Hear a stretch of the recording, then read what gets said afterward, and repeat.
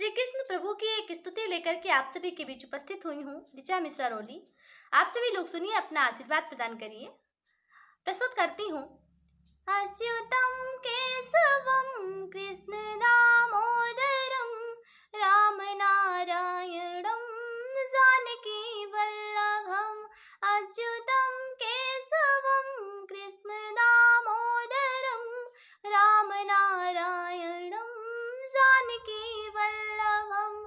कौन कहते हैं भगवान आते नहीं, कौन कहते हैं भगवान आते नहीं, लोग मीरा के जैसे बुलाते नहीं। कौन कहते हैं भगवान आते नहीं, लोग मीरा के जैसे बुलाते नहीं। अच्युतम केशवम कृष्ण दामोदरम राम नारायणम जानकी वल्लभम। राम नारायणम जानकी वल्लभम।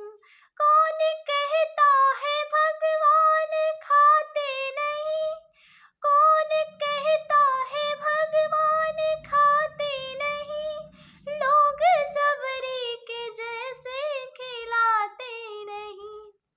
हम सबरी के जैसे खिलाते नहीं।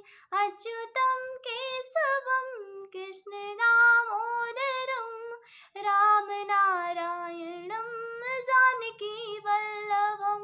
अच्युतम केशवम कृष्ण दामोदरम राम नारायणम जानकी वल्लभम। राम नारायणम जानकी वल्लभम, जानकी वल्लभम।